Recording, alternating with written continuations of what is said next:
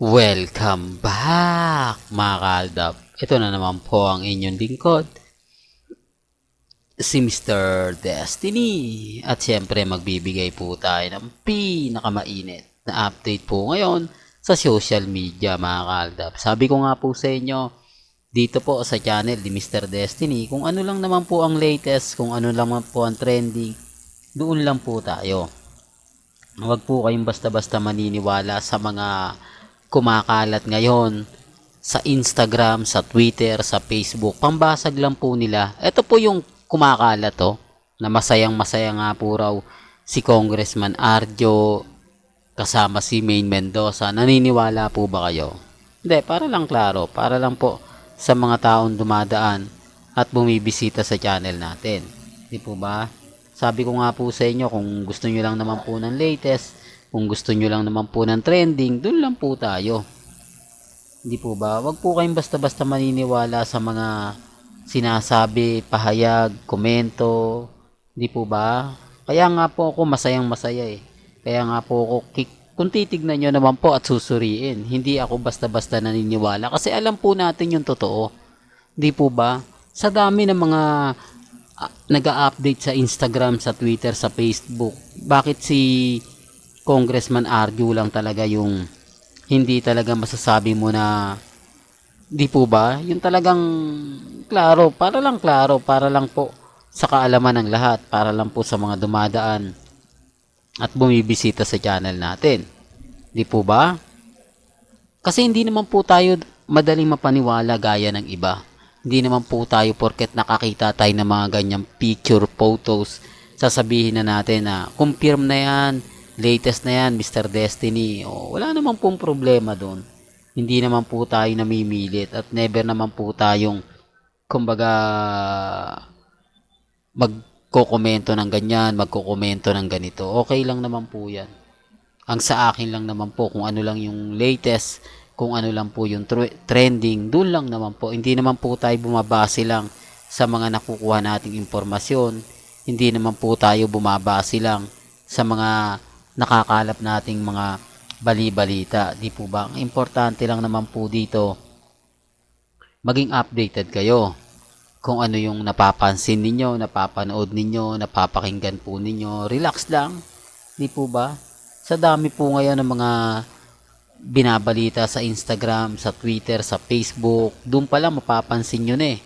Di po ba na parang may mali, parang hindi ata maganda yung mga kumakalat ngayon, hindi ata maganda yung mga nababalitaan ngayon. Di po ba? Well, may kanya-kanya tayong opinion. Sabi ko nga po sa inyo, kung pupunta rin po kayo ng Instagram, Twitter, Facebook, marami na po kayong makikita. Kaya nga po simpleng tanong bakit ito lang po yung kumakalat? Di po ba? Tapos sasabihin sa atin na kumbaga sinisira daw po natin sila Mengay, si Congressman Arjo. Wala naman pong sumisira. Ano ba yung ginagawa ko? Nag-update lang po ako para po sa mga mami, sa mga tita, sa mga senyor na nagmamahal po kila Mengay since 2015. Sila po yung mga hindi bumibitiw. Sila po yung hanggang ngayon kampante.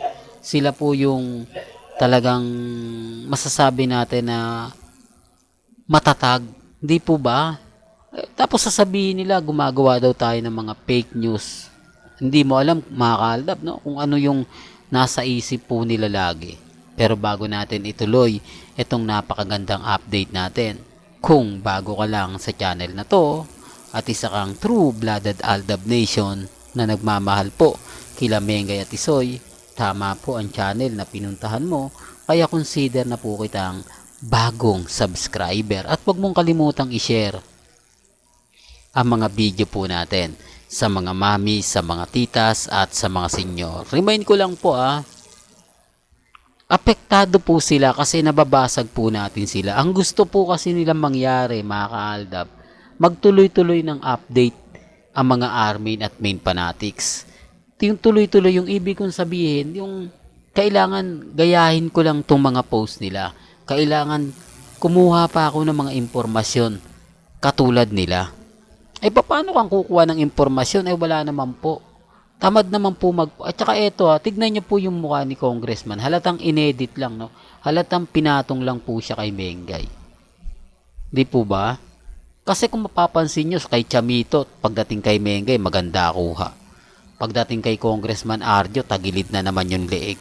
Di po ba? Parang may goiter yung leeg, di po ba? Sinasabi ko lang po ito para lang po sa kaalaman ng lahat. Hindi po ako namimilit, ha?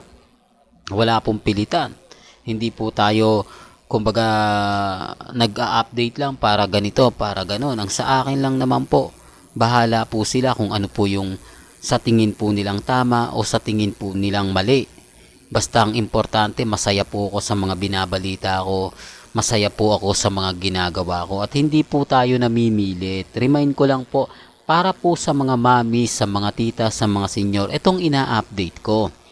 Para po sa pelikula nila Alden, ni Sharon Cuneta, ang pinapaliwanag ko. Pero hindi po ako namimilit na porket pinapakita ko ito, suportahan nila. Nasa kanila pa rin po yung desisyon. Nasa kanila pa rin po yung kung panonoorin nila o hindi. Hindi po ba? Isa lang po sa nagagalit sila, binabasag ko sila. Hindi po ba? Tapos sasabihin nila marami daw po tayong nabibigyan ng fake news. Wala namang pong fake news dun eh. Alam naman po kasi ng mga mamis na totoo po yung sinasabi ko. Gaya nga po ng pag-uka ng buhok. Hindi po ba? Ginagawa naman po talaga ni Maine Mendoza yung kay Alden. Kaya maraming nagtanong, kung hindi nga po sila talaga magkarelasyon, papayag ba si Mengay ng ganon? Siyempre hindi. Sa tingin nyo, kung walang relasyon si Mengay at si Alden, gagawin nyo ni Mengay kay Alden? Siyempre hindi. Yan ang simpleng tanong na ayaw nilang marinig. Simpleng tanong na kumbaga nasasaktan sila. Tapos kapag pinaliwanag natin yung kasalan na naganap ng madaling araw, yung mga bigati na photographer, yung mga bigati na bridesmaids, kumpleto. Lahat ng kaibigan ni Maine at kaibigan ni Alden, hindi naman po yung kasali sa teleserye sa kalye-serye sa Aldab eh. Hindi po ba? Doon pa lang may mali na eh. Doon pa lang masasabi mo na tama ka, Mr. Destiny, may punto yung mga sinasabi mo. May punto yung pinapaliwanag mo. Tapos sasabihin nila ako pa raw po yung fake news. Yung mga sinasabi ko raw hindi totoo. Yung mga pinapaliwanag ko raw po hindi raw po ayon sa mga sinasabi nila. Halatang bitter mga kaaldab. Pero okay lang po yun. Sabi ko nga dito sa channel ni Mr. Destiny, kung ano lang naman po yung latest, kung ano lang po yung trending, doon lang po tayo. Di po ba? Ang dami kasi mga reklamo, ang daming mga sinasabi, ang daming mga ganito, ang daming ganun. Tapos kapag dumating yung point na may mag-update na tayo, magbibigay na tayo ng mga ganito, magbibigay na tayo ng mga ganun, agad-agad silang magrereklamo, agad-agad silang magsasabi na hindi, fake news yan, lahat ng sinasabi nyo hindi totoo, lahat ng mga pinapaliwanag nyo, guilty sila agad-agad sa akin. Laki po talaga, gustong po nilang pabagsakin to kasi marami nga pong mga mamis, mga titas ang natutuwa po sa akin na kinaiinisan nila. Hindi po ba? Na ayan, binabalik kasi ni Mr. Destiny yung 2015, kaya yung mga delulo, tuwan-tuwa, binabalik niya kasi yung kasalan, porket nag-post si Alden ng bata, isang babae, isang lalaki, tuwan-tuwa na yung Aldab. Totoo naman po eh. Kasi tayo po yung hanggang ngayon nakikipaglaban. Tayo po hindi sumusuko. Samantalang ang Armin, wala naman pong inilalabas, wala naman pong pinapakita. Lahat po ng sinasabi nila, halatang katang isip lang. Di po ba? Pero gaya na sinabi ko, kampante lang po tayo. Relax lang mga mamis, mga titas, mga senior. Chill-chill lang tayo. Kasi tayo naman po yung hindi basta-basta magpapa-apekto, hindi basta-basta magbibigay ng mga balita na ganito ganyan. Di po ba?